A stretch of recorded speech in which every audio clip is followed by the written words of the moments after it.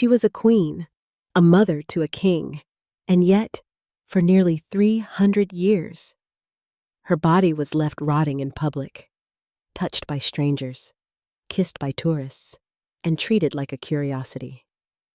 This is the true story of Catherine of Valois, the woman whose life was traded for a treaty, whose marriage was a weapon, and whose death didn't end her humiliation. Born into a cracked crown. Paris, at the dawn of the 15th century, was a city pretending to be whole by day. Banners still hung from stone balconies, bells still rang from church towers, and the Seine carried merchants and courtiers alike through the heart of the capital. By night, fear seeped through the streets like damp through old walls. Whispers traveled faster than soldiers. No one spoke loudly of the king anymore, not because he was revered, but because he was unpredictable. France was ruled by a broken mind. King Charles VI, sovereign of France, had ascended the throne as a child and grown into a man haunted by visions, seizures, and long episodes of madness, at times. He believed himself made of glass. At others, he failed to recognize his own wife. Courtiers learned to read his eyes the way sailors read storms, retreating when the darkness came, advancing only when the mind of the king briefly returned. This was not merely a personal tragedy, it was a national one, with the king unstable, power fractured, princes schemed, noble houses sharpened old grudges, the kingdom split along invisible fault lines. Armagnac against Burgundian, brother against cousin, ally against ally. Beyond France's borders, England watched carefully, patient, calculating, waiting for weakness to harden into opportunity. And into this world, Catherine of Valois was born on October 27th, 1401, in the Hotel Saint-Paul on the eastern edge of Paris. Catherine entered a palace thick with incense, guarded smiles, and unspoken dread. She was the daughter of a king who ruled by title more than by will, and of Isabeau of Bavaria, a queen widely criticized, closely watched, and quietly blamed for everything that went wrong. Catherine's birth was not greeted with celebration so much as relief. A healthy child meant continuity, another piece on the dynastic board, another thread binding a weakening crown together. No one asked what kind of life awaited her. She was born royal, but not powerful, precious, but not protected. From the moment she drew breath, Catherine belonged less to herself than to France, to its fears, its ambitions, and its desperate need for stability. Outside the palace walls, the 100 Years' War had already been burning for decades. Villages were emptied, fields were scarred, generations had known nothing but conflict with England. While treaties were drafted in candlelit chambers, ordinary people paid for them in blood and hunger, inside the palace. The war took a quieter form. Catherine grew up among servants trained to be invisible and courtiers trained to lie gracefully. She learned early to speak softly, to observe more than she was observed. The madness of her father was never explained to her outright. It did not need to be. Children understand instability instinctively. She would see doors close suddenly, hear raised voices cut short, watch her mother's face tighten when footsteps approached too quickly. The crown loomed everywhere, etched into stone, stitched into fabric, stamped onto wax seals. Yet it offered no safety. It was a weight pressing down on everyone beneath it, especially those born closest to its center. Catherine was not raised to rule. She was raised to be used. Even as a child, her value was discussed in future tense, whom she might marry, What alliance she might secure, what war she might prevent or ignite. Her body was a promise not yet claimed, her name, a bargaining chip waiting for the right hand to pick it up. France did not need a daughter. It needed leverage, and so Catherine's fate was quietly sealed long before she could understand the meaning of fate at all. She would grow up surrounded by silk and stone, prayers and protocol, but beneath it all ran a single, unspoken truth. Her life would not be measured by happiness or choice, but by usefulness. The tragedy of Catherine of Valois did not begin with betrayal, or exile, or death. It began at birth, inside a palace already cracking under the weight of a crown no one could truly hold. A childhood that never belonged to her.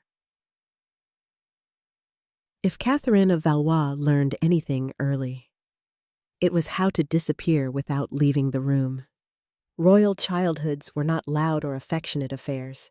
They were carefully managed environments, designed to produce obedience, piety, and silence. Catherine's days unfolded within a narrow corridor of expectations, lessons at fixed hours, prayers spoken from memory, meals eaten under watchful eyes. Every movement was observed, every habit noted, not out of care, but out of calculation. She lived inside the Hôtel Saint Paul, a palace that felt less like a home than a waiting chamber.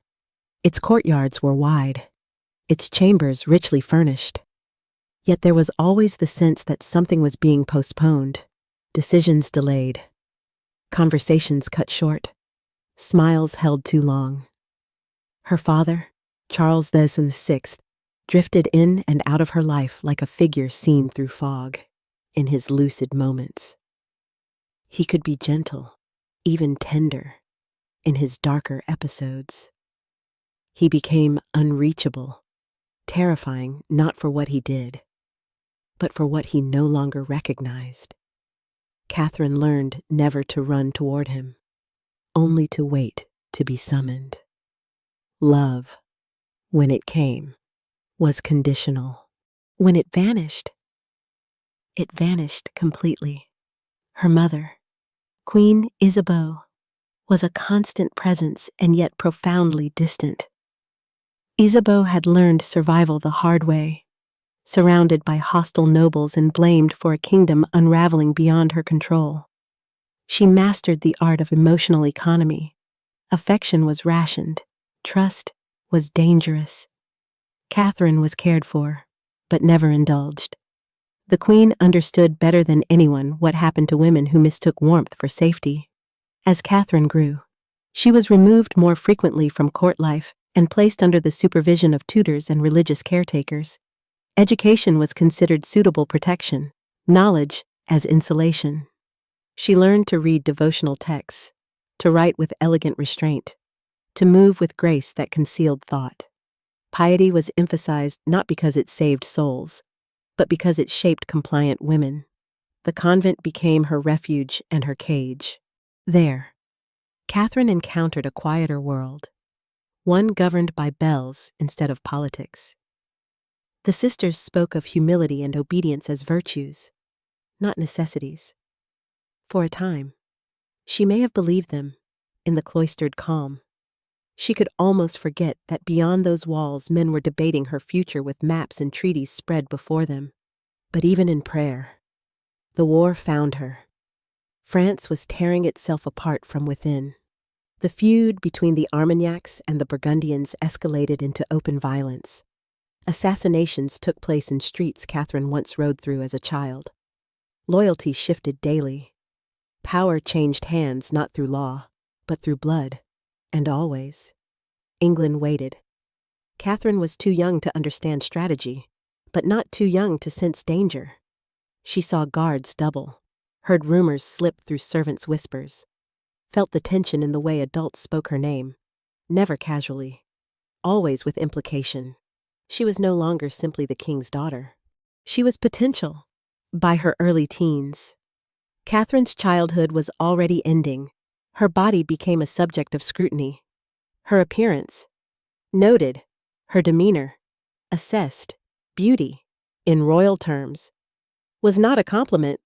It was a liability that increased one's value on the marriage market. She was being prepared not for adulthood, but for exchange. Every lesson, every prayer, every carefully controlled moment was shaping her into something precise. A bride acceptable to foreign courts, pliable enough to be managed, visible enough to legitimize power, silent enough to endure it. Catherine did not rebel. She could not afford to. Resistance was a luxury reserved for sons, generals, and kings. Daughters learned survival differently, through patience, through compliance, through waiting for the inevitable. And it was inevitable, because somewhere beyond the Channel, a young English king was sharpening his ambitions, because France was running out of options, because Catherine of Valois was growing up. Her childhood did not end with a single event. It dissolved, quietly, deliberately, until there was nothing left but a girl standing on the edge of history, about to be claimed by forces far larger than herself. A kingdom bleeding, a girl becoming a bargain. By the time Catherine of Valois reached her mid-teens, France was no longer merely unstable. It was hemorrhaging. The war with England, already older than her grandparents, had entered one of its most brutal phases. The countryside was stripped bare by marching armies. Towns changed hands so often that loyalty became meaningless. Taxes rose, coin lost value, and faith in the crown thinned with every passing year. To be French in the early 15th century was to live with the constant awareness that tomorrow might belong to someone else. At the center of it all sat a king who could not rule. Charles VI's episodes grew more frequent, more severe. There were days when he raved, days when he withdrew into silence, days when he failed to recognize his own children. Government was conducted around him, not through him. Regents rose and fell, councils argued, bloodlines were invoked like legal weapons. The monarchy still existed, but authority had become abstract. This vacuum invited predators. Across the Channel, England was no longer content to wait. The English claim to the French throne, dormant but never forgotten, resurfaced with renewed force. Where France saw a broken king and a divided nobility, England saw opportunity. The war was no longer just about territory. It was about legitimacy. And legitimacy could be married. Catherine was now old enough for her name to appear regularly in diplomatic correspondence. She did not read these letters. She was discussed within them. Her youth, her lineage, her fertility, every aspect of her existence was reduced to potential outcomes. She was valuable precisely because she was powerless within the French court. Desperation bred moral flexibility. Alliances once unthinkable became negotiable. Betrayals were reframed as necessities, and slowly, quietly, the idea took hold that peace might be purchased, not with victory, but with a woman, Catherine. She did not yet know the name Henry of England, but she felt his presence nonetheless. It manifested in the sudden interest paid to her appearance, the careful instruction in comportment, the insistence that she be seen just enough, not paraded, but visible, not outspoken, but impressive. Her body had entered politics. Every movement was now strategic. When she attended court, eyes followed her with a new intensity. Courtiers no longer saw a child. They saw a bridge, one that could connect two warring kingdoms or collapse beneath them. Catherine learned to keep her expression neutral, to smile when prompted, to listen without responding. She absorbed conversations without being invited into them. She learned, above all, that silence could be a form of armor. No one asked her what she wanted. In truth, wanting had never been an option. Desire implied choice, and Catherine had none. Her role was to be acceptable to France, to England, to men she had never met and futures she could not imagine. As negotiations intensified, so did the violence. The feud between the Armagnacs and Burgundians erupted into open warfare within Paris itself. Streets ran red. Assassinations became public spectacles. Trust collapsed entirely. France was fighting England abroad and itself at home. It was losing both battles in this chaos. Catherine's fate became clearer by the day. She was not being groomed for influence within France. She was being prepared to leave it, to serve as proof of submission or reconciliation, depending on how history chose to frame it. The irony was cruel. She represented the continuity of the Valois line, yet her destiny lay in surrendering that continuity to another crown. When word finally spread that peace talks were being considered, real ones, desperate ones, Catherine understood, without being told, what that meant. Her childhood was over. Her adolescence was ending. Her life was about to be signed away. France needed peace more than it needed her happiness. England needed legitimacy more than it needed mercy. And Catherine of Valois stood between them, silent and compliant, about to become the most dangerous kind of offering, one dressed as a bride. The crown had begun to bleed, and she was the bandage they chose, the palace that watched, the silence that taught. The Hotel St. Paul was not built to raise children. It was built to project power. Its walls were thick, its gates heavily guarded, its halls designed to impress foreign envoys and intimidate rivals. To the outside world, it symbolized continuity, an unbroken monarchy standing firm against war and disorder. But for Catherine of Valois, the palace functioned as something else entirely, a place where observation replaced affection, and where silence was learned long before speech was encouraged. Every corner of St. Paul seemed to be listening. Servants moved softly, trained to overhear without appearing to hear. Courtiers spoke in half sentences, their words shaped carefully around the presence of royal children. Catherine learned early that conversations stopped when she entered a room, not because she was unimportant, but because she was too important to be allowed knowledge. The palace did not educate her through instruction alone. It educated her through atmosphere. She learned caution from the way her mother paused before answering questions. She learned restraint from the way smiles never reached the eyes of those who bowed to her. She learned fear not from violence, but from its anticipation, the constant sense that something was always about to go wrong. St. Paul was a place of waiting, waiting for news from the front, waiting for the king's next episode, waiting for alliances to shift, for rivals to fall, for someone, anyone, to take control. Catherine was surrounded by luxury, yet she owned nothing. Her clothes were chosen for her. Her schedule was fixed. Her movements were approved. Even her play was regulated, encouraged only insofar as it did not disrupt the image of serenity the court struggled to maintain. Childhood, for Catherine, was not innocence, it was rehearsal. She watched her father from a distance, learning to read his presence like a warning sign. When Charles VI was lucid, the court breathed easier. When he was not, entire wings of the palace went quiet. Catherine was taught where to stand, when to leave, when not to look directly at him. Love for a king with a fractured mind had to be carefully managed. Her mother, Isabeau, understood this better than anyone. The queen had long since abandoned the idea that safety came from trust. In St. Paul, survival came from awareness. Catherine absorbed this lesson without being formally taught.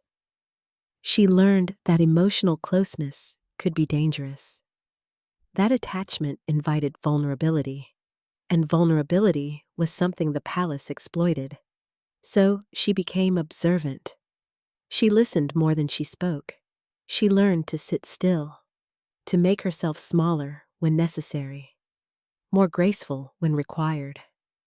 She mastered the art of presence without participation, being visible, but never intrusive.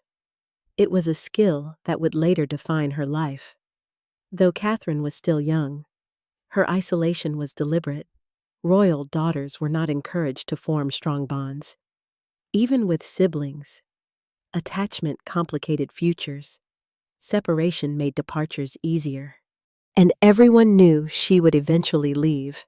St. Paul prepared her for that departure, not by explanation, but by conditioning. She was taught languages she did not yet need. She was instructed in manners suited to foreign courts.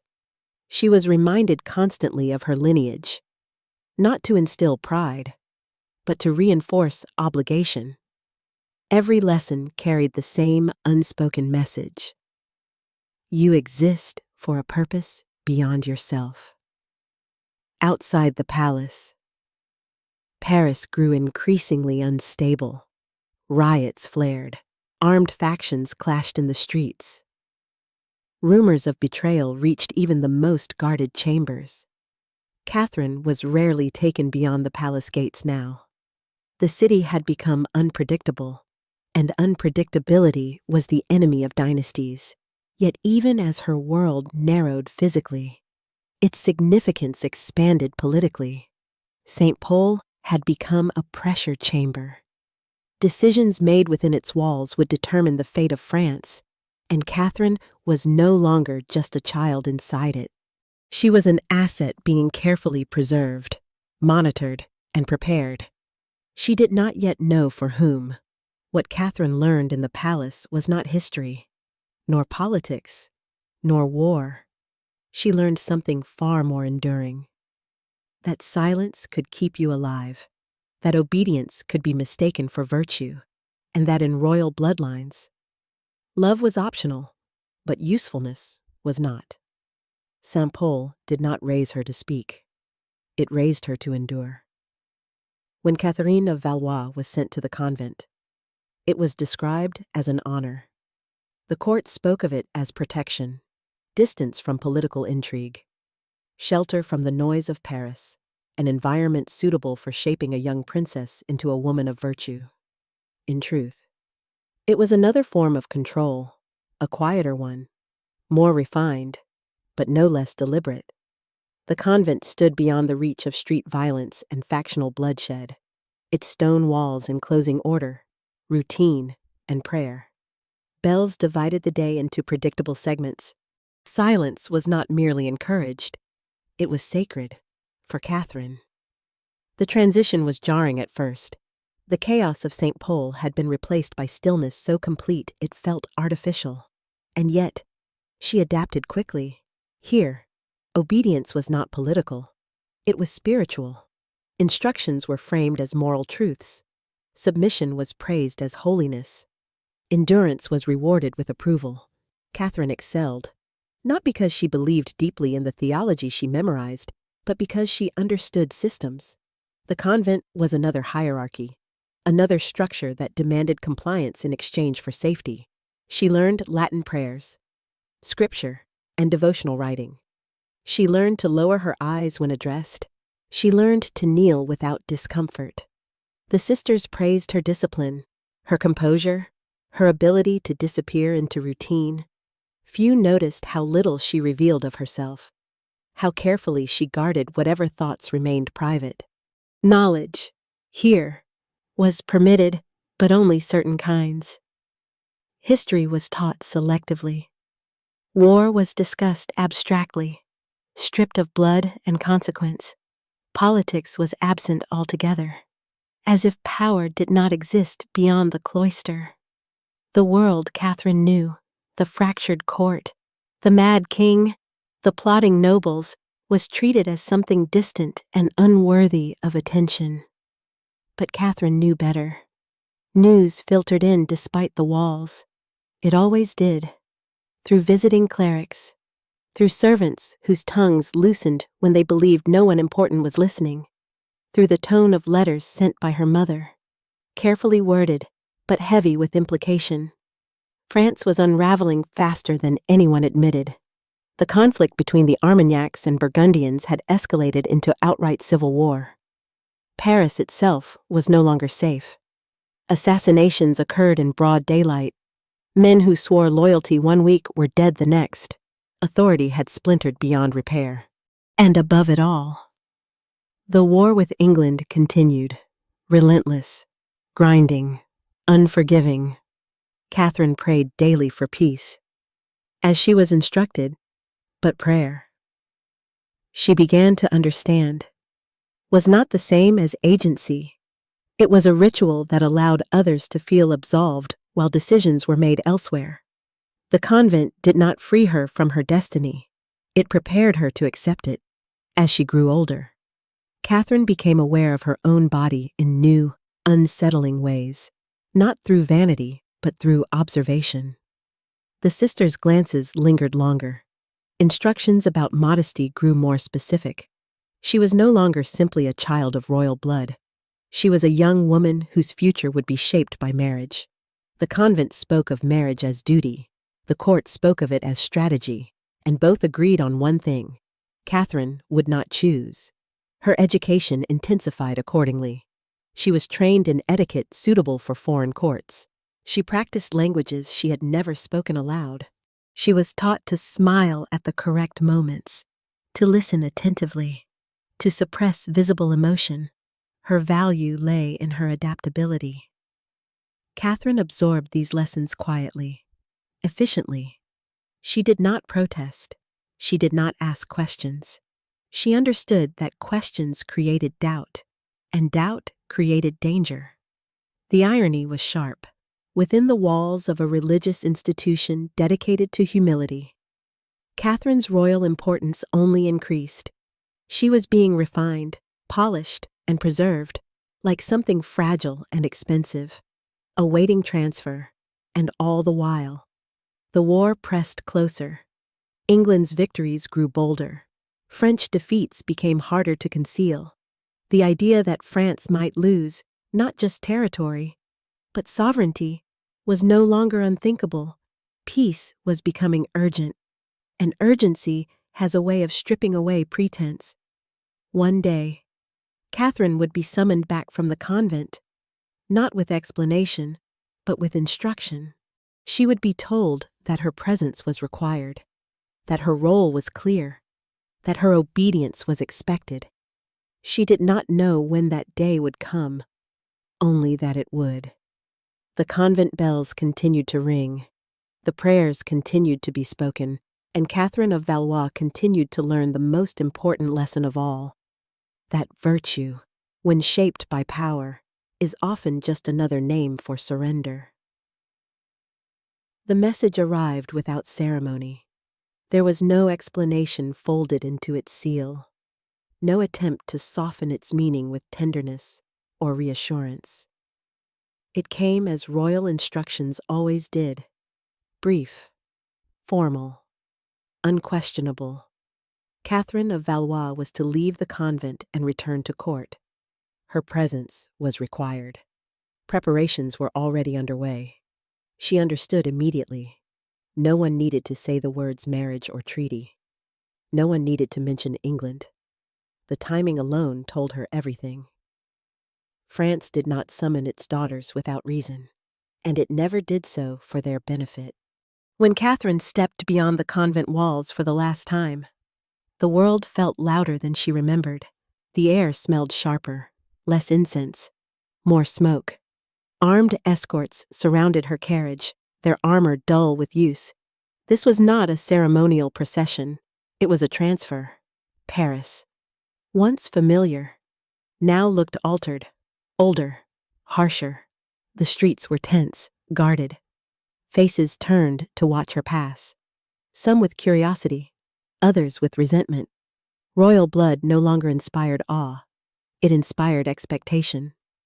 Back at court, the atmosphere had changed. The Hotel St. Paul was quieter than before, but not calmer. The silence was heavier, filled with unspoken agreements and carefully buried fears. Catherine noticed the difference immediately. Fewer smiles, fewer idle conversations, more locked doors. France was no longer pretending that everything could be repaired. She was greeted politely, respectfully, but never warmly.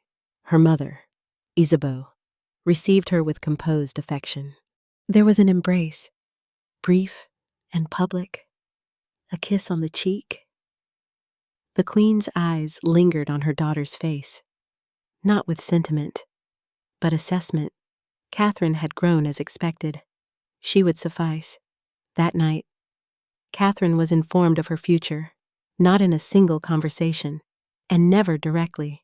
Information arrived in fragments, overheard remarks, careful instructions, sudden changes in routine. Tutors shifted their focus. New gowns were commissioned, etiquette lessons intensified. English customs were introduced quietly. As if by accident, the name Henry surfaced more frequently. Henry of Monmouth, now King Henry V of England, was spoken of with a mixture of fear and admiration. He was young, decisive, terrifyingly competent, where France faltered. Henry advanced, where French nobles argued. Henry conquered, and now he demanded recognition, not merely as a conqueror, but as a rightful king of France. The idea was unthinkable, which was precisely why it was being considered. Negotiations began in earnest. Envoys traveled back and forth across the Channel. Terms were proposed, rejected, softened, sharpened again. France was bargaining from a position of weakness, and everyone knew it. The English did not need to rush. Time favored them. Catherine was not present at these negotiations. She did not need to be. Her role was not to speak. Her role was to exist, visibly, acceptably, obediently. When Henry V finally entered French territory, it was not as a guest, it was as a victor. His presence carried the weight of recent triumphs, most notably the devastating French defeat at Agincourt.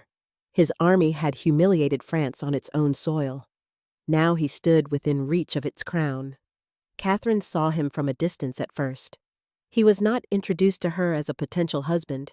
He was introduced as a force, a man whose approval mattered, a king who could decide the fate of France with his signature or his sword. When they were finally brought together, the meeting was brief, formal, almost sterile. Catherine was presented. Henry observed. Words were exchanged through interpreters and courtiers, stripped of intimacy and loaded with meaning. Henry did not smile often. When he did, it was calculated. He was not cruel. He did not need to be. His power spoke for him. Catherine understood, in that moment, that her life had crossed a threshold. She was no longer a possibility. She was a solution, a living clause in a treaty still being written. The Treaty of Troyes took shape around her. France would recognize Henry V as heir to the French throne. Henry would marry Catherine of Valois. Their future son would inherit both crowns. In exchange, England would offer peace, conditional, fragile, and irrevocably tilted in its favor. It was a masterpiece of political efficiency and a quiet execution of French sovereignty. Catherine was never asked for her consent. Consent was assumed by birth. The wedding would seal it. The union would legitimize conquest. Her body would become the bridge upon which a kingdom crossed into submission. As preparations began, Catherine felt no panic. Panic required hope, and hope had long since been trained out of her. What she felt instead was clarity. Everything she had learned, silence, obedience, restraint, had been leading here. She was ready, not because she wanted to be, but because France demanded it. And France, bleeding and desperate, had decided that Catherine of Valois was worth more as a queen to England than as a daughter of France. The marriage was not announced as a union of hearts. It was announced as a resolution. By the time the Treaty of Troyes was made public in 1420, France was too exhausted to protest. Years of defeat, famine, and internal slaughter had broken whatever resistance remained. The document was read aloud with solemn ceremony, its language heavy with legality and inevitability. To the court, it was peace. To history, it was capitulation. To Catherine of Valois, it was destiny finalized in ink. She stood at the center of the treaty without ever touching it. Her name appeared where sovereignty shifted hands. Her future was embedded in clauses about succession, inheritance, and obedience. The words did not describe her thoughts, her fears, or her consent. They did not need to. She was not a participant. She was the mechanism. Henry V of England had won what armies alone could not guarantee. He did not merely defeat France on the battlefield. He rewrote its future by marrying Catherine. He transformed conquest into legitimacy. The French crown would pass not through resistance, but through her womb. War would be sanctified by marriage. Violence would be dressed as continuity. Catherine understood this with chilling clarity. The weeks leading up to the wedding were relentless. Tailors, jewelers, attendants, everyone had instructions. Everyone had opinions. Her body was measured, dressed, reshaped into a symbol of unity neither side truly believed in. French courtiers watched her with thinly veiled resentment. English envoys watched her with proprietary interest. She belonged to neither anymore.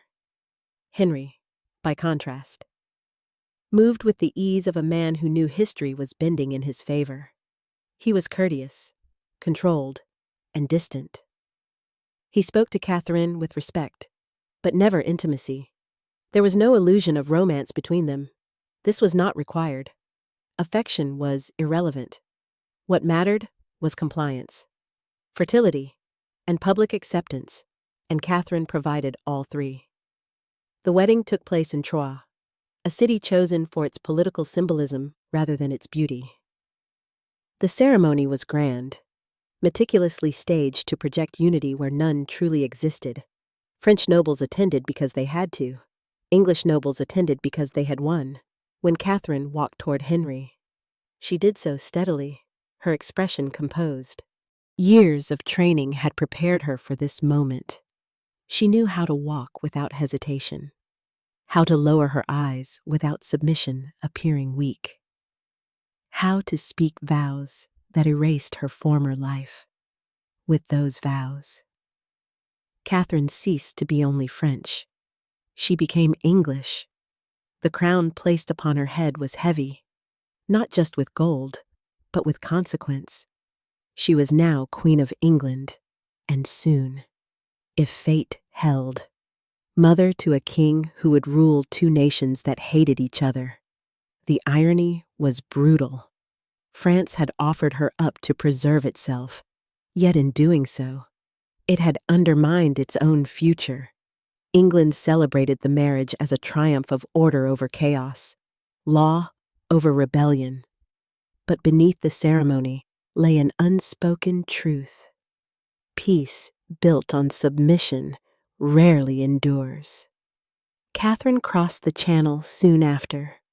England was colder, stricter, more openly disciplined than the court she left behind. The English court admired restraint. Emotion was considered weakness. Catherine adapted quickly. She had been trained for this her entire life. In public, she was everything England wanted: dignified, silent, fertile with promise. In private, she remained watchful. Henry was a husband in title, a king in practice. He expected loyalty, not companionship. Catherine gave him no reason to doubt her. Yet even in this controlled union, Uncertainty lingered. Henry's ambition burned intensely and dangerously. He had no intention of ruling through compromise. France, in his vision, would be absorbed, not reconciled, and Catherine, though crowned, remained peripheral to decision-making. She was displayed, consulted symbolically, but never trusted with power. She was queen, but not sovereign, wife, but not partner.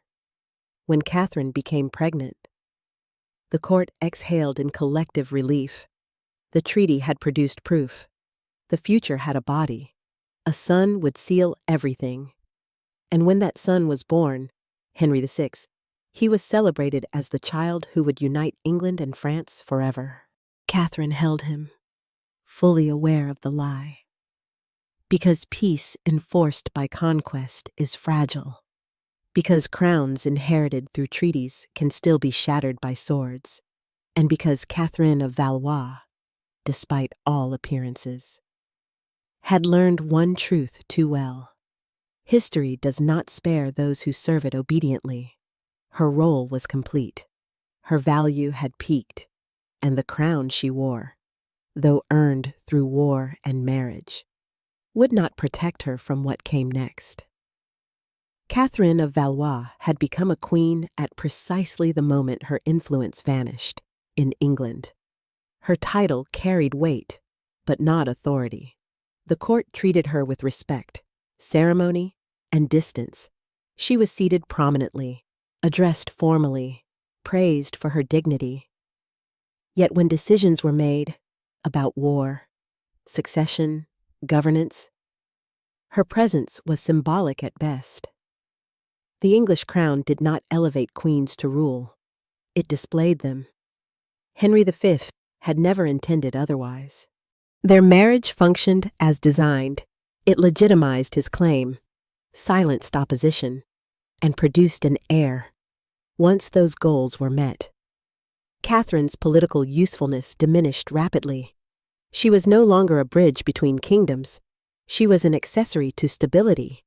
Henry remained focused on conquest. Even after marriage, he returned to France to secure territory, leaving Catherine behind in a foreign court where every gesture was scrutinized and every word weighed. She learned English customs, adjusted her speech, adapted her manners, but adaptation did not earn trust. She was still French, still foreign, still watched. Motherhood became her primary role. The birth of Henry VI in December 1421 transformed Catherine's identity once again. She was no longer merely queen. She was the mother of a future king. The court rejoiced. Bells rang. Sermons proclaimed divine favor. A child born of conquest and treaty was hailed as the embodiment of peace. Catherine held her son with careful tenderness. She loved him, but she also understood what he represented. Henry VI was not just her child. He was a political instrument from the moment he took his first breath. His cradle stood at the intersection of two crowns, 2 wars, and 2 incompatible futures. Less than a year later, everything changed. In August 1422, Henry V died, suddenly, unexpectedly, at the height of his power. The conqueror of France was gone, leaving behind a 9-month-old son and a kingdom balanced on uncertainty. Catherine was 20 years old, a widow, and the mother of a king too young to speak. The court's grief was performative, but its fear was real. Henry V had ruled through force of will. Without him, the treaty that had bound France and England together weakened instantly. Power shifted toward regents, councils, and rival factions, men who did not trust a young foreign widow. Catherine's position became precarious overnight. She was now dangerous, not because of what she could do, but because of what she might influence. As the king's mother, she had access. As a young widow, she had potential. Both made the court uneasy. England had learned a lesson from history. Queens who loved freely created alliances beyond control. So Parliament intervened. Laws were introduced. quietly, deliberately, to restrict Catherine's autonomy. She was forbidden to remarry without the consent of the king's council. Any man who sought her hand would face severe punishment. The justification was stability. The motive was fear. They feared her womb. They feared her loyalty. They feared her agency. Catherine complied publicly. She always had. But this time, compliance came at a cost that silence could not fully absorb. She had been traded once by France. Now England intended to cage her. Her value as a queen had expired, but her value as a threat remained. Her son was taken from her care early. Royal protocol dictated distance. Regents assumed authority. Tutors replaced maternal influence. Catherine was allowed to see Henry VI, but never freely. Her presence was regulated, scheduled, supervised. The court claimed it was for the child's protection. In truth, it was for theirs. Catherine retreated from public life. Her appearances grew fewer. Her voice, already marginal, disappeared entirely from governance. England had no use for a queen who could not rule and would not be allowed to choose. And yet, she was still young, still human, still capable of longing. History often freezes women like Catherine at their most visible moments. The wedding, the coronation, the birth of a king. What it rarely acknowledges is what follows. The years after usefulness. When silence becomes heavier than ceremony, Catherine was not made for lifelong solitude, nor was she permitted escape. As the court tightened its grip, something unexpected began to stir. Not rebellion, not ambition, but something far more dangerous to power. Private desire. And in that quiet space, where law could reach, but surveillance could not fully penetrate, Catherine of Valois would make the only choice truly left to her. A choice that would cost her protection. A choice that would define her legacy more than any crown. For years after Henry V's death, Catherine of Valois lived as a queen in name and a prisoner in practice. Her household was reduced, her movements monitored, her correspondence read. The English court treated her with ceremonial respect while quietly stripping her of relevance. She was expected to age gracefully into invisibility, useful only as a symbol, dangerous if she became anything more. The law forbidding her remarriage without consent was clear. But its cruelty lay in what it implied. Catherine was not trusted to choose. Not a husband, not a future, not even grief. Widowhood, for her, was not a period of mourning. It was a sentence. And yet, power rarely anticipates the quiet ways humans resist. Away from the center of court life, Catherine's household became a liminal space, neither fully public nor entirely private. It was here that she encountered Owen Tudor, a Welshman of modest birth who served within her retinue. He was not a noble, not a diplomat, not a man of consequence in the eyes of the realm, which is precisely why he was overlooked. Owen was attentive without ambition, present without presumption. He spoke to Catherine as a person, not a symbol, in a court that had spent years managing her as a liability. This difference mattered more than romance ever could. Their relationship did not begin dramatically. There were no declarations, no sudden defiance of law. It emerged gradually through familiarity, shared silence, mutual recognition of isolation. Catherine had been surrounded by people her entire life, yet rarely seen. Owen saw her, and that, in a royal court, was revolutionary. They met discreetly, carefully. Catherine understood the risks better than anyone. Discovery would mean scandal, punishment, possibly imprisonment for Owen. It would confirm every fear Parliament held about her. And yet, the danger was part of the truth she could no longer deny. Obedience had cost her everything, and still demanded more. This time, She chose secrecy over submission. Whether Catherine and Owen married in secret or simply lived as husband and wife remains deliberately obscured by history. The ambiguity is telling. Official records were never meant to preserve this union. Silence protected it. Vagueness kept it alive. From this hidden relationship came children, not one, but several, born far from the spotlight, acknowledged quietly, protected fiercely. Catherine named them Tudor, a name that carried no royal weight at the time. No one imagined what it would one day become. Motherhood, once controlled and politicized, became personal again. Catherine was no longer producing heirs for treaties. She was raising children born of choice. It was the first time in her life that her body, her affection, and her future aligned, even if only briefly, and only in the shadows. But secrecy has a cost. As rumors surfaced, the court's scrutiny intensified. Catherine's household was investigated, restrictions tightened, her movements were curtailed further. The law that had once been theoretical now loomed with consequence. Her health began to fail. Years of emotional restraint, repeated pregnancies, and constant tension took their toll. Catherine withdrew further from court life, seeking refuge in religious spaces that had once confined her, but now offered escape. In January 1437, at the age of 35, Catherine of Valois died. There was no public reckoning with her choices, no trial, no scandal unleashed. England preferred to forget her final years. They buried her quietly at Westminster Abbey, the resting place of kings and queens, as if ceremony could erase discomfort. But Catherine's story did not end with her burial.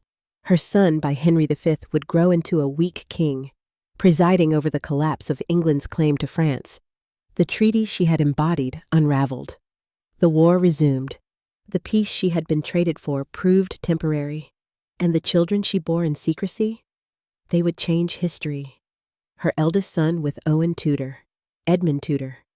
Would Father Henry Tudor, the man who would defeat Richard III at Bosworth Field and become Henry VII, founder of the Tudor dynasty, the dynasty that reshaped England, the dynasty that ended the Wars of the Roses, the dynasty that produced Henry VIII and Elizabeth I, all of it traced back to a queen who loved in secret, to a choice made outside law and power, to a woman history tried to silence. Catherine of Valois was traded as a treaty, displayed as a queen, restrained as a widow, and punished even in death. But in the one space power failed to fully control, her private life, she planted the seed of a dynasty that would outlast every man who tried to use her. History remembers crowns. It remembers wars. It remembers kings. But sometimes, the future is decided quietly by a woman who chooses love when obedience has already taken everything else.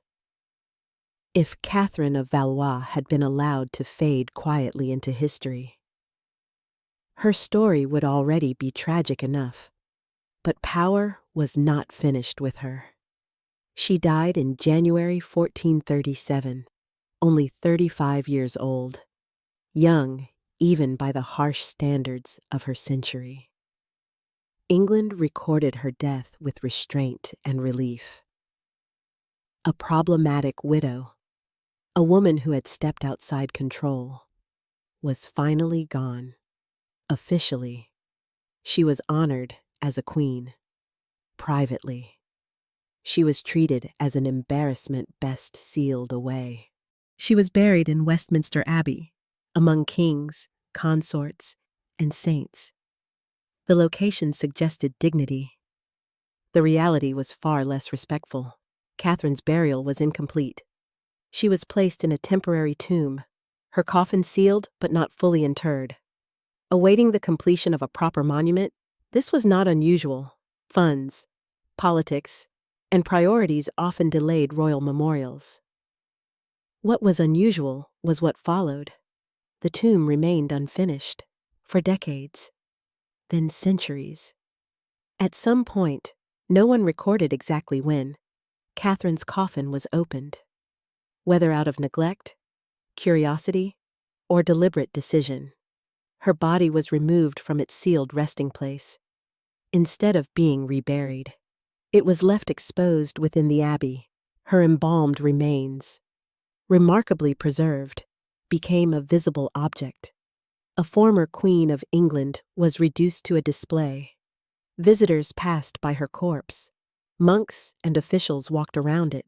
Some accounts claim people touched her remains. Others suggest that curious onlookers lifted parts of the shroud. Catherine of Valois, who had spent her entire life being watched, was now watched in death. There was no outrage, no intervention, no urgency to restore her dignity. Her body lay there for generations. English history moved forward around her. Kings were crowned, wars were fought, dynasties rose and fell. And all the while, Catherine remained silent, immobile, stripped even of the privacy of the grave.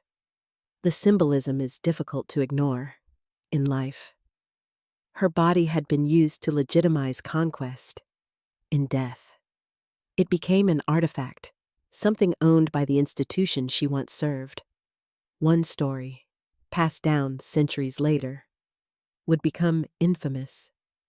It was said that Henry VII, her grandson, the founder of the Tudor dynasty, visited Westminster Abbey as a young man, drawn by rumor or curiosity. He approached the exposed remains of the woman who had made his existence possible. He bent down and kissed her. Whether the story is entirely true matters less than the fact that it endured, even in legend. Catherine's body was treated as an object of symbolism rather than a person who had lived, suffered, and chosen. She was grandmother to kings, yet denied rest. Only in the late 18th century, more than 300 years after her death, was Catherine finally reburied properly. Her remains were placed beneath the floor of Henry V's chapel, sealed away from view at last, 3 centuries too late. By then, her story had already been fragmented, reduced to footnotes, curiosities, and scandals. She was remembered as Henry V's wife, Henry VI's mother, the ancestor of the Tudors, rarely as herself. History had taken everything it needed from her. Then it left her exposed. Catherine of Valois had been controlled in childhood, traded in youth, restricted in widowhood, and violated in death. The crown that never protected her in life did not protect her memory either. Yet the irony remains cruel and complete. The institution that failed to respect her humanity owed its future to her defiance. Without Catherine's forbidden love, there would be no Tudor dynasty, no Henry VII, no Henry VIII, no Elizabeth I. The England that eventually dominated Europe was born not from obedience, but from the very choice the crown tried to prevent. Her body lay unburied, but her legacy moved freely. And in that contradiction lies the final truth of Catherine of Valois. She was used by power at every stage of her existence. But in the end, power could not control what she left behind. History prefers clean narratives. It favors victories with clear heroes, treaties with definitive outcomes, bloodlines that appear inevitable in retrospect. Catherine of Valois fit none of these preferences. Her life was inconvenient, too passive to celebrate, too defiant to excuse, too essential to ignore, yet too uncomfortable to confront honestly. So history minimized her. She became a connector in textbooks, a footnote between men, a wife mentioned briefly, a mother acknowledged formally, a body remembered grotesquely.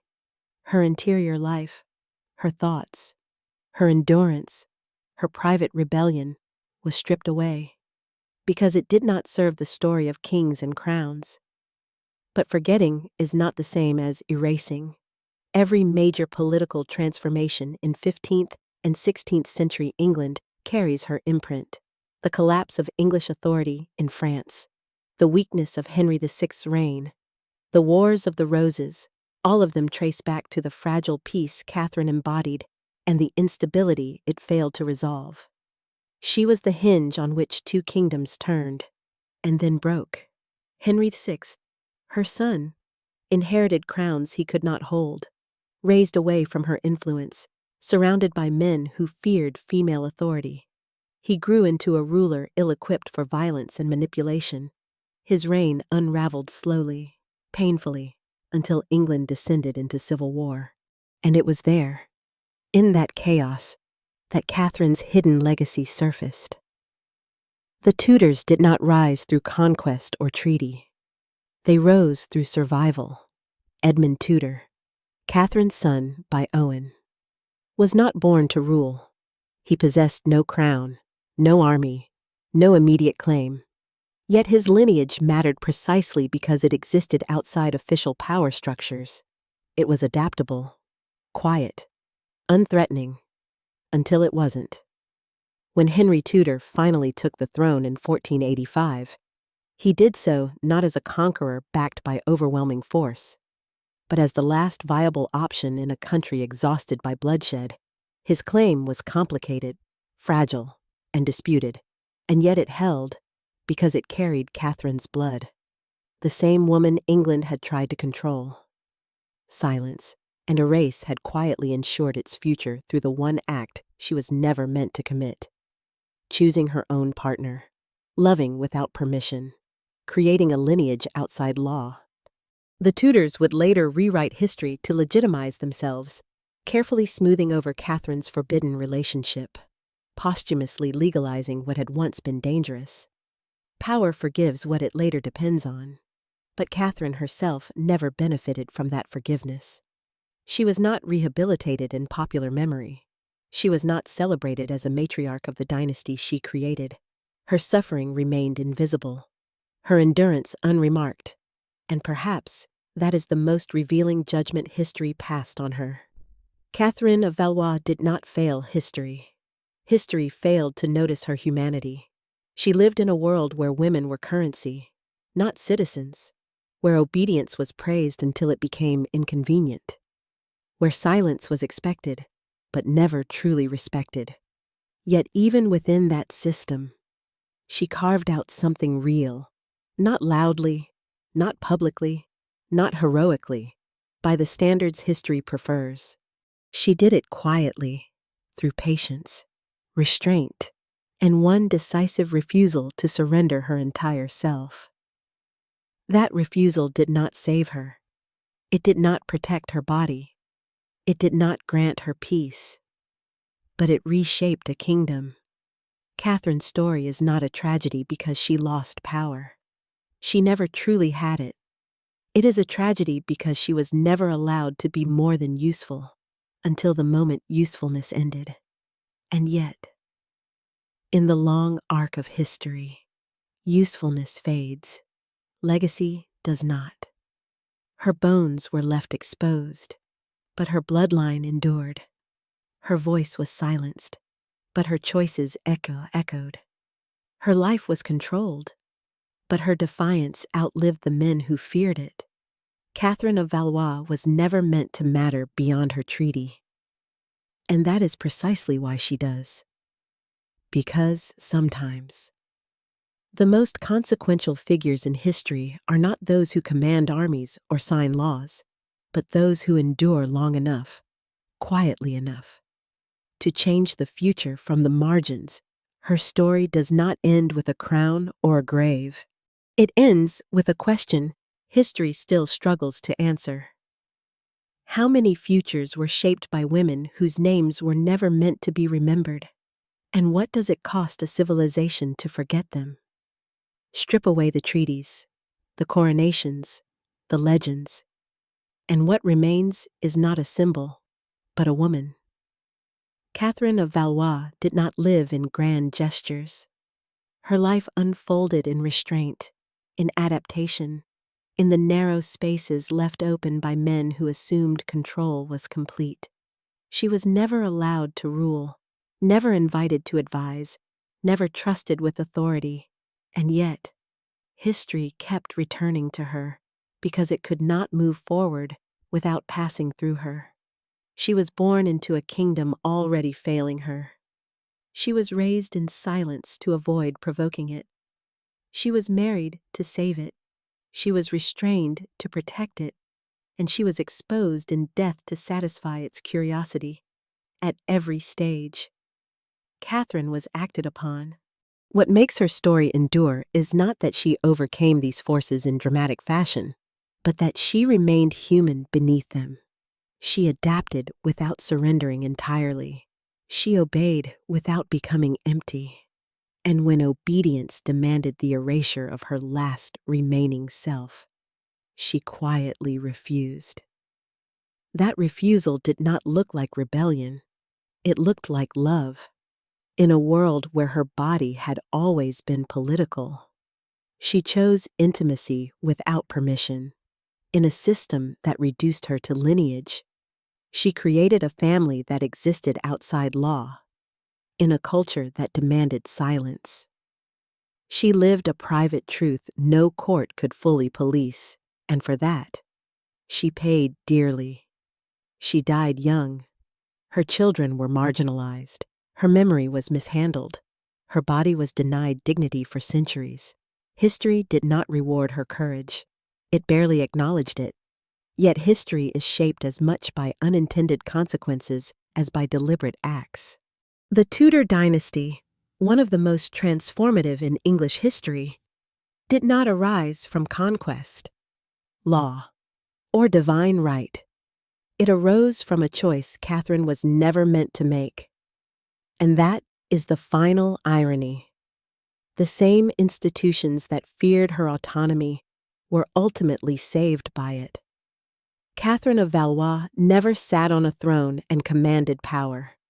But power moved through her, reshaped by her endurance, redirected by her silence, and ultimately undone by her refusal to be nothing more than useful.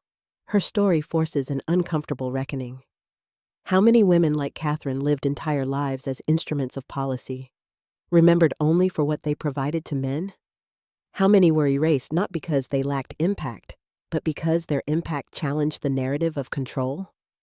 Catherine does not fit neatly into history's preferred categories. She is not a saint, not a rebel, not a ruler.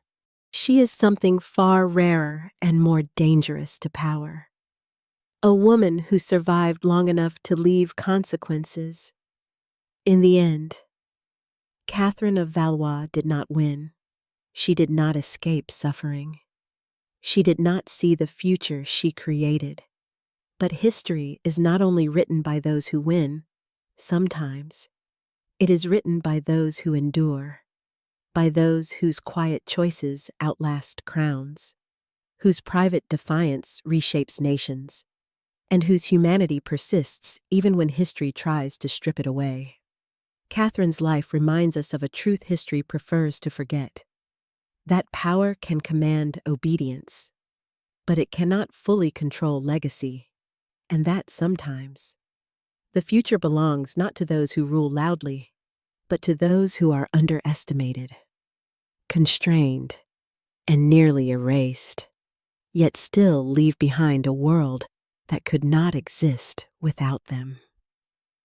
Long after Catherine of Valois was laid beneath the stones of Westminster, the world she had known continued to collapse and reinvent itself. The peace she had been traded for did not last. England's hold on France weakened year by year, slipping not in a single defeat, but in a slow unraveling of authority. Territories were lost, alliances dissolved. The dream of a dual monarchy, two crowns united through one woman, proved to be exactly that, a dream sustained only by force and fear. Her son, Henry VI, grew into a king unsuited for the violence that surrounded him, gentle, devout, and indecisive. He inherited a realm that demanded ruthlessness, without his father's will or his mother's guidance. He became a figurehead manipulated by factions that tore England apart from within. The Wars of the Roses erupted, a brutal conflict of bloodlines and betrayals that consumed generations. In that chaos, Catherine's absence was unmistakable.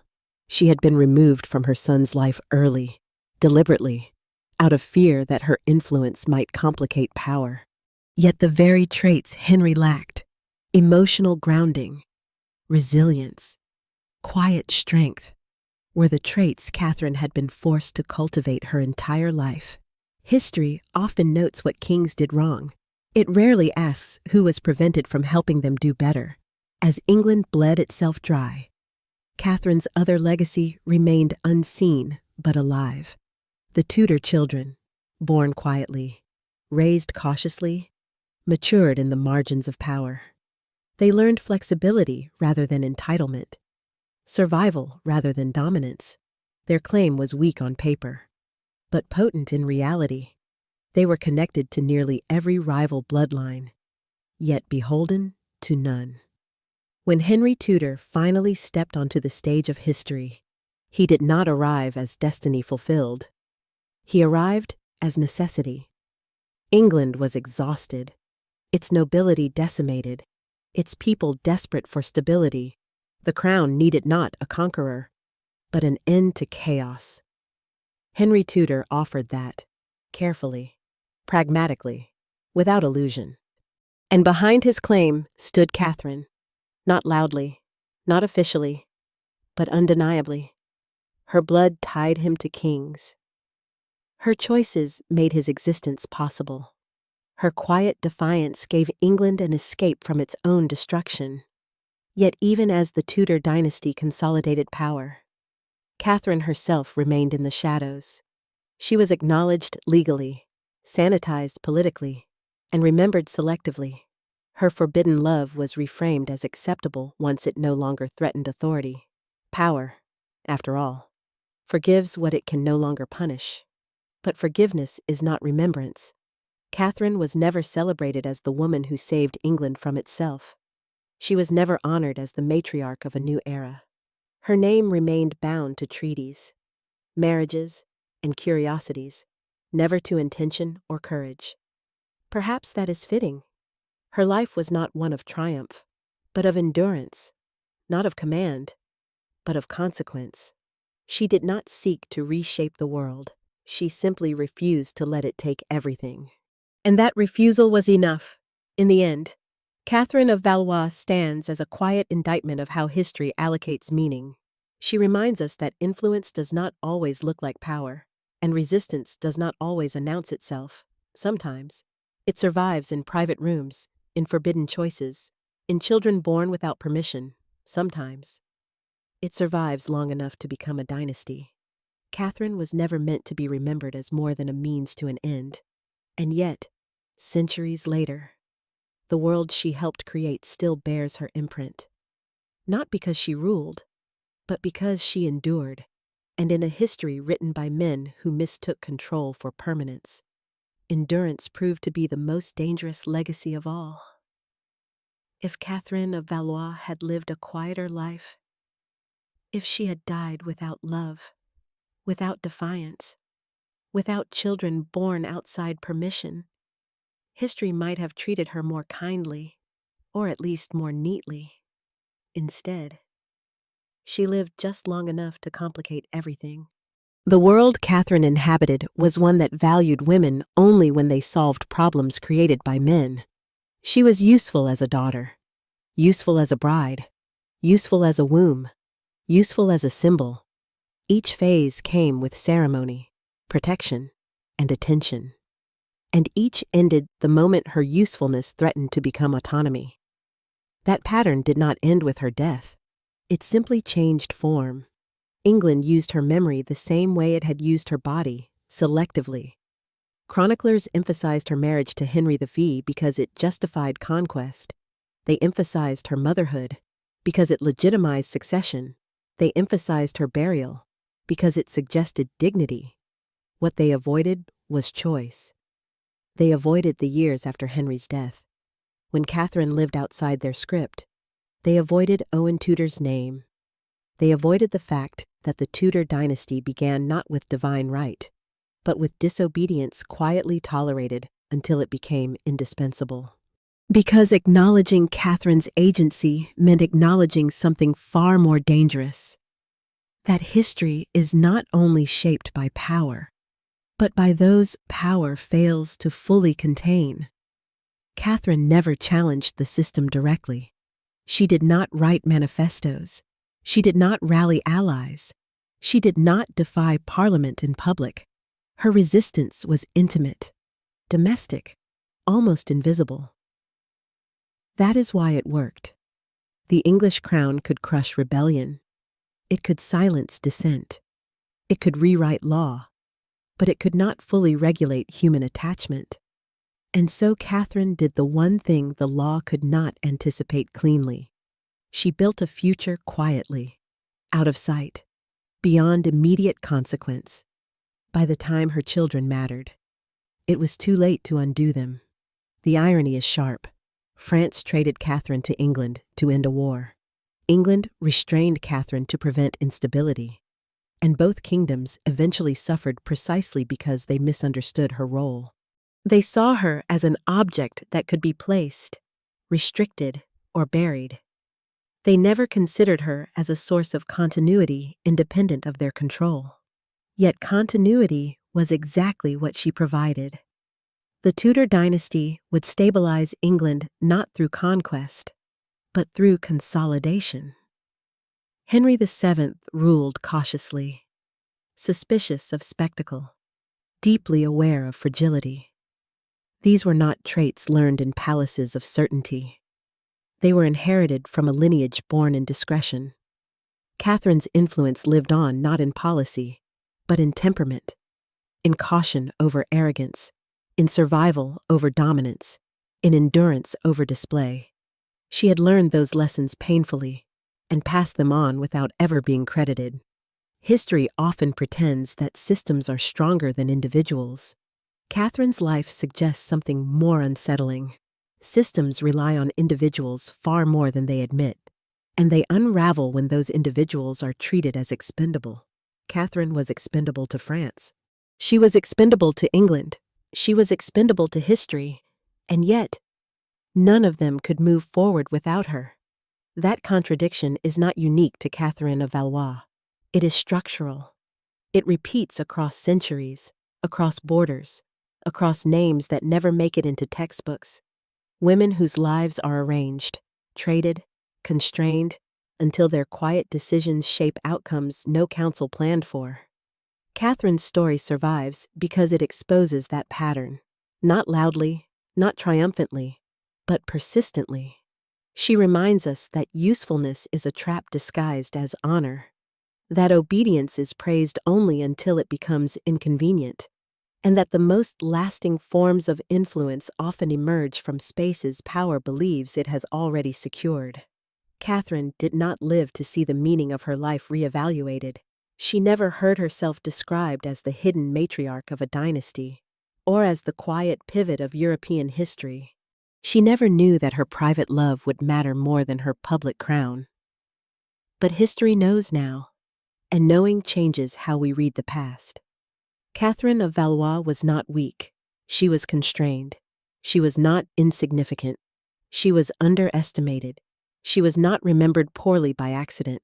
She was remembered selectively, because remembering her fully would require admitting how much power depends on silence, compliance, and forgotten women. Her life asks a final, uncomfortable question. How many histories are still incomplete? Not because the facts are missing, but because acknowledging them would force us to rethink who truly shapes the world. When the last stone settled over Catherine of Valois' grave, history did what it often does best. It moved on. New kings rose. New wars erupted. New narratives replaced old ones. The world that had once revolved around Catherine's body, her marriage, her womb, found other instruments to shape. And yet, something of her remained, quietly embedded in the foundations of what followed, not as legend, not as myth, but as consequence. Catherine's life forces us to confront an uncomfortable truth. History is not only shaped by those who hold power, but by those who are forced to carry it. She never authored a law, never commanded an army, never ruled in her own name, and still, entire eras pivoted around decisions made about her, and one decision made by her. Her story resists the simplicity history prefers. She was not a tragic heroine undone by love, nor a passive victim without agency.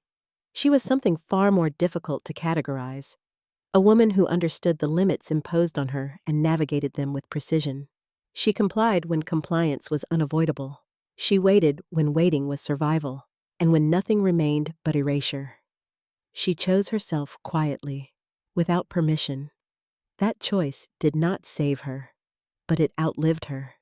The Tudor dynasty would later reshape England's religion, its monarchy, its relationship with Europe, and its identity as a state.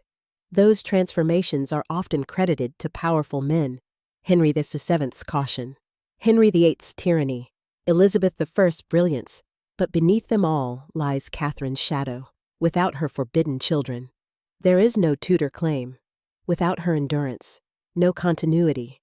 Without her quiet refusal, no escape from dynastic collapse. And still, her name is rarely spoken with theirs. This is not coincidence. It is design. History has always been selective about whose suffering it records and whose endurance it honors. Women like Catherine are preserved only insofar as they explain men's power. Their interior lives are treated as irrelevant. Their resistance, when it does not look like rebellion, is dismissed as accident. But endurance is not accidental. Silence is not emptiness, and survival is not passivity. Catherine of Valois survived a mad king, a collapsing kingdom, a political marriage, a foreign court, enforced widowhood, legal erasure, and posthumous humiliation. She survived long enough to make one choice that no crown could reverse. That choice reshaped history more than any treaty she signed without consent. Her life reminds us that power is often short-sighted. It sees obedience and assumes permanence. It sees silence and assumes absence. It sees usefulness and assumes control. Catherine disproved all of it. She left behind no manifesto, no recorded protest, no claim to greatness. She left behind a future that could not exist without her. And perhaps that is the most honest legacy of all. Because history is not only the story of those who speak the loudest or rule the longest, it is also the story of those who endure pressure until it cracks, and in the fracture, redirect the course of everything that follows. Catherine of Valois did not ask to be remembered. She did not design a legacy. She simply lived within constraints until living quietly changed the world.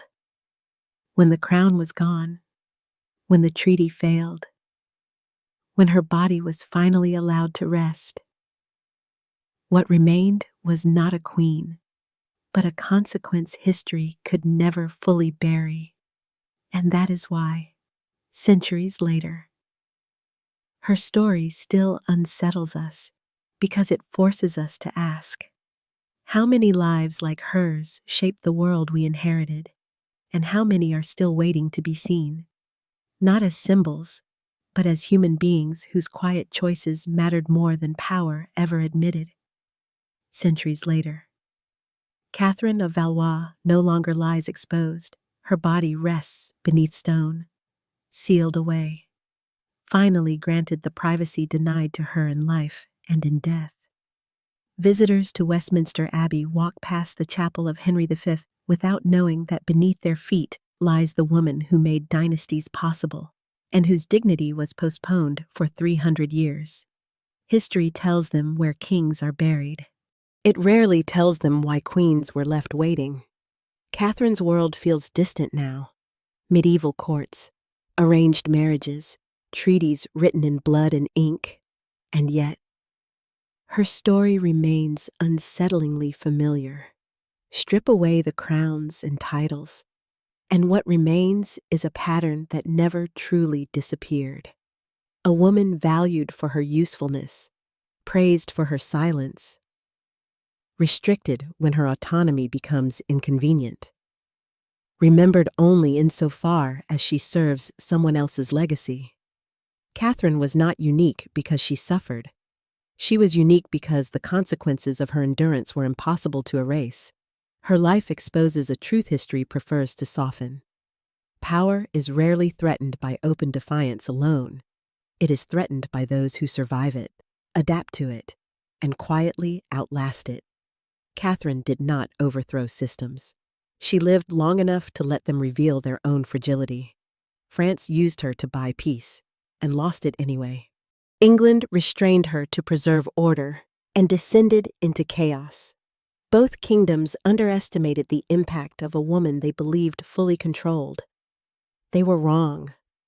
The Tudor dynasty did not emerge from strength, but from exhaustion, from the collapse of grand plans built on coercion, from the failure of treaties that treated people as tools. Catherine's hidden children inherited not certainty, but resilience, and resilience proved more durable than conquest. That is why her story still matters. Not because she was a queen, not because she married a great king, but because she shows us what happens when history ignores the inner lives of those it exploits. Catherine of Valois was never asked who she was. She was only asked what she could provide. And yet, what she provided, quietly, privately, without permission, reshaped the future far more than what was taken from her. In the end, Catherine leaves us not with a moral, but with a warning that systems built on obedience eventually fail, that silence does not equal consent, that dignity denied has a way of resurfacing through consequence. History may continue to rank kings by victories and treaties by borders, but beneath those stories lie lives like Catherine's, lives that carried the weight of empires without ever being acknowledged as human. To remember Catherine of Valois fully is uncomfortable. It forces us to confront how much of the world was built on forgotten endurance, and perhaps that is why her story still whispers rather than shouts.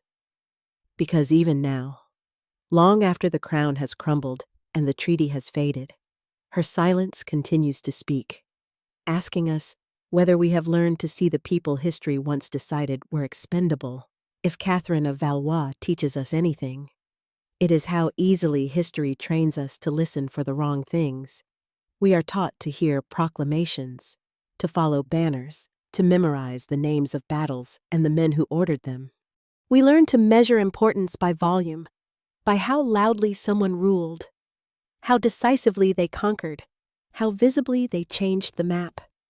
Catherine did none of these things, and yet, if you remove her from the story collapses. The 15th century cannot be understood without her body being traded as diplomacy. The 16th cannot be explained without the dynasty her forbidden love produced. The shape of England itself, its monarchy, its religious upheavals, its national identity, rests on a foundation that includes her silence. Not the silence of emptiness, the silence of constraint. Catherine lived in a world that mistook control for order. Kings believed that by regulating women's bodies, marriages, and fertility, they could stabilize nations. Laws were written to prevent desire, customs enforced to suppress attachment. Yet the more tightly the system closed around her, the more it revealed its own limits. Because human lives do not move like clauses in treaties. They leak. They bend. They continue in directions power never fully anticipates. Catherine's love for Owen Tudor was not romantic defiance in the modern sense. It was not a statement meant to be witnessed. It was simply a choice made in a space where the crown believed no choices remained. That is why it mattered. History often frames agency as something dramatic: revolutions, speeches, rebellions. Catherine's agency was quieter, but no less real. It existed in the refusal to disappear completely. in the insistence on being more than a function. And that insistence cost her. She lost protection. She lost status. She lost dignity, even in death. But she did not lose consequence. The irony is cruel but precise. The very institution that treated her as expendable depended entirely on the future she created outside its rules. England tried to manage succession through law and force, and failed. It found stability only through a lineage born of the one relationship it tried hardest to prevent. Power could not admit this openly, so it reframed it. The Tudors retroactively legitimized Catherine's choices. They cleaned the record, smoothed the narrative. What had once been dangerous became acceptable once it could no longer threaten them. This is how history often operates, not by correcting injustice, but by absorbing it once it becomes useful. Catherine herself received no benefit from that absorption. She remains, even now, difficult to place, too important to ignore, too inconvenient to celebrate, too human to fit the roles history assigned her. That discomfort is the point. Her story forces us to reconsider how many lives like hers exist beneath the surface of history. Lives that carried weight without recognition, that shaped outcomes without acknowledgement. Lives that were not weak, but constrained, not passive, but managed. And it forces another question, more unsettling still. What stories are we still telling this way? Whose endurance do we overlook because it does not look like power? Whose silence do we mistake for absence? Whose choices matter only after they can no longer be punished? Catherine of Valois does not offer easy answers. She does not fit comfortably into modern ideas of heroism or resistance. She simply stands as evidence that history's loudest voices are not always its most consequential. Sometimes, the future is carried quietly by a woman raised to obey, restricted when she loved, and denied dignity even in death, who nevertheless left behind a world that could not exist without her. To listen to Catherine now is not to romanticize her suffering. It is to recognize it, to see her not as a treaty, not as a womb, not as a footnote, but as a person whose constrained life produced consequences far beyond what power intended. Her silence does not ask for sympathy. It asks for attention. Because once you learn to hear lives like Catherine's, history no longer sounds the same. It would be easy to leave Catherine of Valois in the past, to treat her life as an artifact of a brutal age, medieval politics, dynastic marriages, women exchanged like clauses in treaties, to reassure ourselves that the world has moved on, that such stories belong safely behind museum glass. But Catherine's story refuses to stay there, because while crowns have changed shape and treaties are no longer sealed in wax, the logic that governed her life has not disappeared. It has only learned to speak a different language. Catherine lived in a system that praised women for their usefulness and punished them for their autonomy. She was protected only as long as she solved problems for others. The moment she became unpredictable, capable of choosing, loving, or shaping her own future, control replaced care. That pattern did not die with feudalism. It reappears wherever institutions value compliance over humanity, wherever silence is mistaken for consent, wherever women are celebrated as symbols but denied authority over their own lives, wherever power insists that stability requires restriction, especially of those it claims to protect. Catherine's life exposes how deeply that logic runs. She was not destroyed by open cruelty alone, but by something more insidious: polite domination. Her suffering was wrapped in ceremony, her confinement justified as responsibility, her erasure framed as propriety. Even her exposed corpse was tolerated because it was quiet, unchallenging, normalized. Violence does not always announce itself. Sometimes it wears robes and speaks softly. What unsettles us about Catherine is not only what was done to her, but how reasonable it all appeared at the time. Each decision made sense in isolation. Each restriction had precedent. Each injustice was explained as necessary. History is full of such explanations, and that is why her story still matters. Because Catherine was not exceptional in how she was treated, only in how visible the consequences became. Most lives shaped this way do not leave dynasties behind to force reevaluation.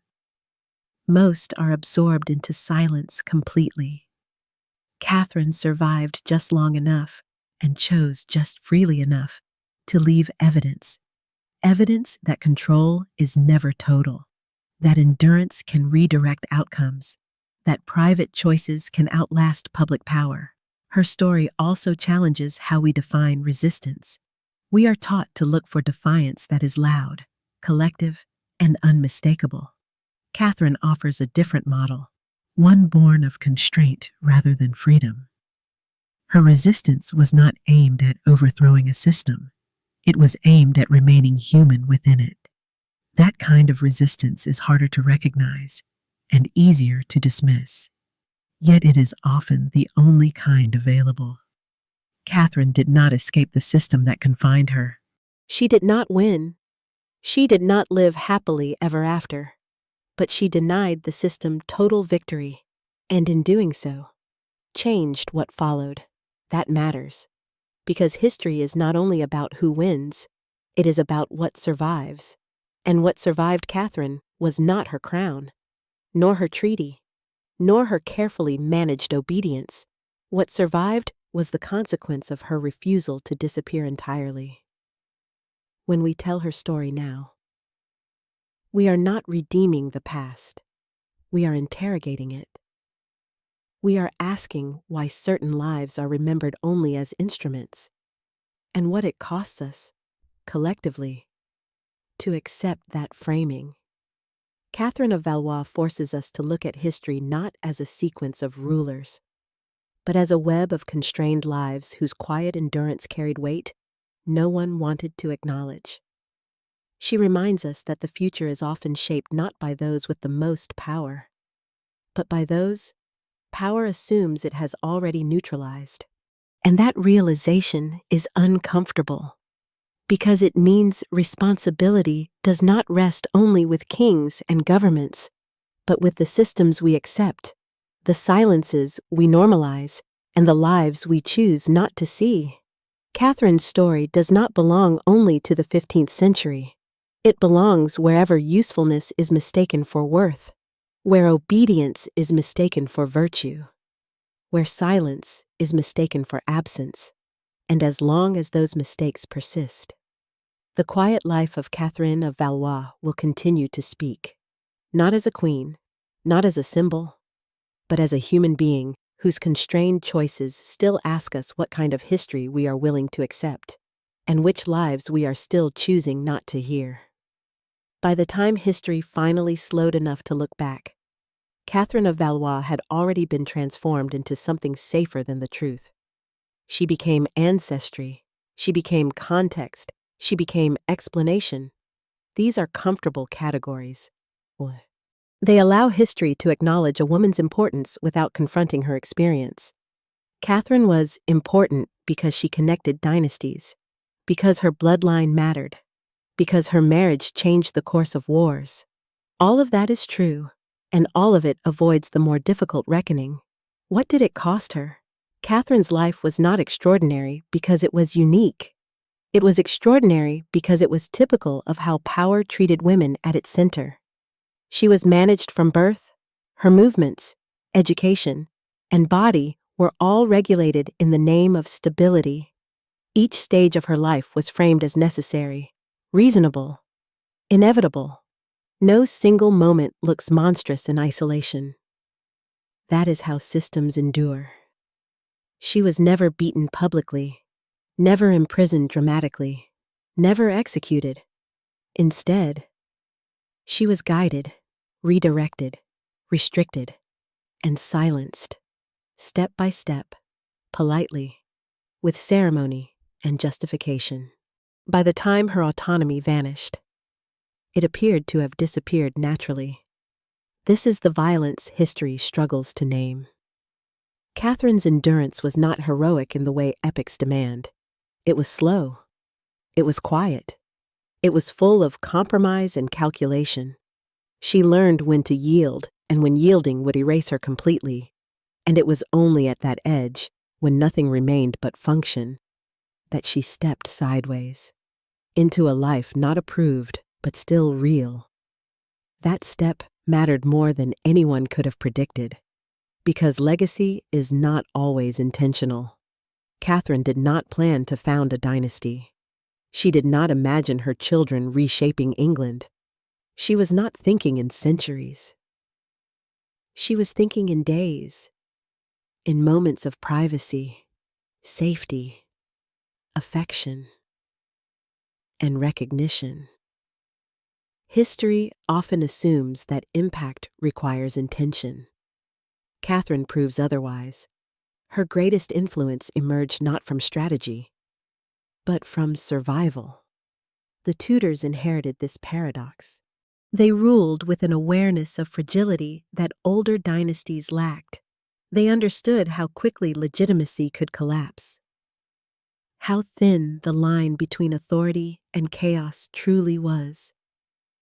Their caution, their obsession with succession, their control of narrative, all of it reflects a lineage born not in certainty, but in precariousness. That sensibility begins with Catherine, a woman who never ruled, yet taught history something about power, that it is most vulnerable where it assumes compliance is complete. And yet, even now, Catherine remains uncomfortable to fully acknowledge. To see her clearly is to admit that much of what we call order was built on managed suffering, that peace treaties often depended on lives constrained beyond recognition, that dynasties celebrated for stability were born from choices deemed illegal, immoral, or dangerous at the time. It means accepting that progress is not always linear, and justice is often retroactive and incomplete. Catherine never received justice. She received consequence. Her dignity was denied. Her memory was mishandled. Her body was exposed long after her voice was gone. But consequence does not require recognition to function. It moved forward anyway, through bloodlines, through collapsed claims, through wars that burned themselves out, through a dynasty that would redefine England's future. That is why Catherine of Valois matters, not as a lesson wrapped neatly in moral clarity, but as a challenge. She challenges the way we assign importance. She challenges the way we narrate power. She challenges the assumption that those without authority are without impact. Most of all, she challenges the comfort of forgetting, because forgetting women like Catherine is not neutral. It is an extension of the same logic that constrained them in life. It allows history to remain orderly, hierarchical, and falsely coherent. Remembering her fully disrupts that order. It forces us to confront how many futures were shaped by people history treated as expendable, and how often the cost of stability was paid by those who were never asked. Catherine of Valois did not ask to carry that weight, but she did, and long after the crown was gone, the treaty broken, the wars concluded, and the dynasties fallen. That weight still presses on the way we tell history, asking us, quietly but insistently, whether we are finally willing to see the lives beneath the legacy. Because once you do, history is no longer just a record of power. It becomes a record of endurance. In the end, Catherine of Valois resists closure. There is no final victory to assign her, no redemption arc to complete, no moment where history suddenly corrects itself and offers confirmation that her suffering was worth it. That kind of ending belongs to stories designed to comfort. Catherine's life was not. What she leaves us with instead is something more demanding, a reckoning with how history measures a life by conventional standards. Catherine's life looks narrow. She did not reign. She did not legislate. She did not command loyalty or armies. She spent most of her years constrained by custom, by law, by fear, disguised as prudence. Her choices were limited, her voice regulated, her body claimed by institutions that spoke of duty while denying dignity. And yet, when history moved on without her, it carried her with it. This is the contradiction at the heart of her story. Catherine mattered immensely, but never on her own terms.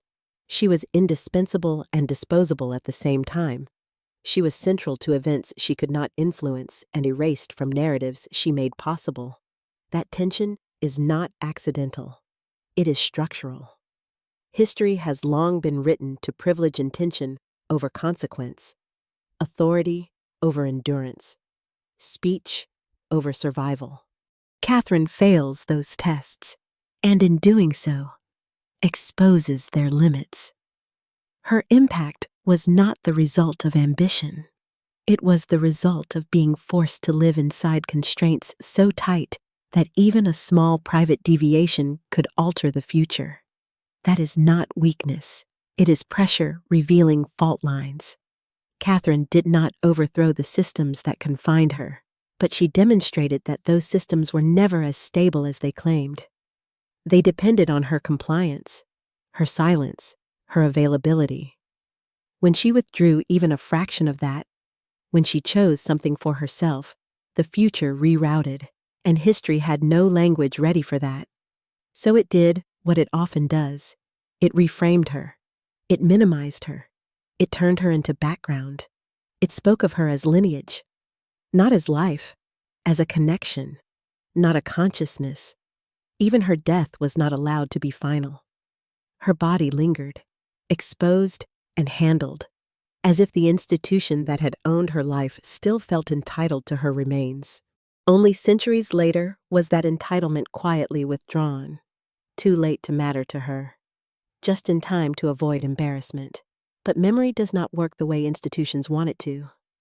Catherine's story endures because it reveals something we still struggle to admit, that much of history is built not on triumph, but on managed suffering, and that the people who carried that suffering were often denied recognition precisely because their endurance made systems appear functional.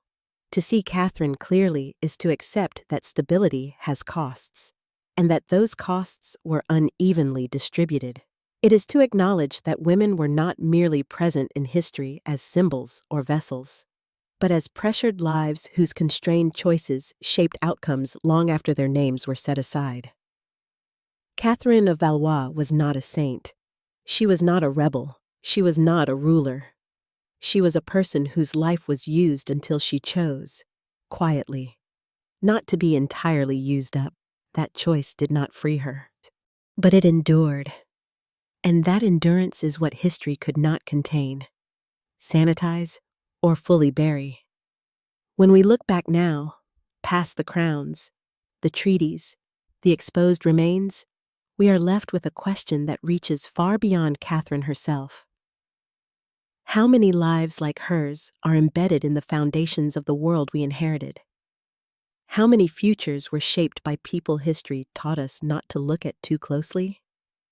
Catherine does not demand admiration. She demands attention, because once you allow her life to be fully seen, not as a mechanism, not as a symbol, but as a constrained human existence, you can no longer tell history the same way. It becomes less orderly, less heroic, and far more honest. That may be the most lasting legacy Catherine of Valois leaves behind. Not a dynasty, not a crown, but a fracture in the story of power, through which we can finally glimpse the quiet lives that carried history forward when history refused to carry them. There is a moment after every long story when the narrative stops, but the meaning does not. Catherine of Valois's life ends on the page with her death, her burial, and the legacy that followed. But the work her story does only begins there, inside the reader, inside the listener, inside the quiet space where we reconsider what we thought we knew about power, history, and significance. Because Catherine's story is not exceptional for being rare. It is exceptional for being visible. Millions of lives like hers never were. They did not give birth to dynasties. They did not leave genealogies that forced historians to look back. They did not produce consequences large enough to disturb official narratives, so they vanished completely. Catherine survived historical erasure by accident, because power needed her bloodline later. Not because power respected her humanity. That distinction matters. Her life forces us to ask what kind of past we have inherited. A past where silence was interpreted as agreement, where endurance was mistaken for consent, where suffering was normalized as stability, and perhaps more troublingly, a past we still often accept as inevitable. Catherine did not live in a world uniquely cruel. She lived in a world structurally comfortable with cruelty as long as it was orderly, ceremonial, and justified. The language has changed since then, but the structure has not vanished. We still live among systems that reward compliance and punish unpredictability, that praise sacrifice as virtue, that celebrate people only when their pain produces value for others. That is why Catherine's story does not stay in the 15th century. It travels. It appears wherever someone is reduced to their function, where worth is measured by usefulness, where obedience is praised until it threatens control. Her story lingers because it is unfinished, not historically, but morally. We cannot change what happened to Catherine of Valois. We cannot give her the agency, dignity, or recognition she was denied in life. But we can decide what we do with the pattern her life reveals. Do we continue telling history as a sequence of powerful men and visible victories? Or do we begin listening for the quieter forces, the constrained lives, the managed endurance, the people whose choices mattered precisely because they were not supposed to? Catherine does not ask to be admired. She does not need to be redeemed. What she asks, silently, persistently, is to be seen clearly.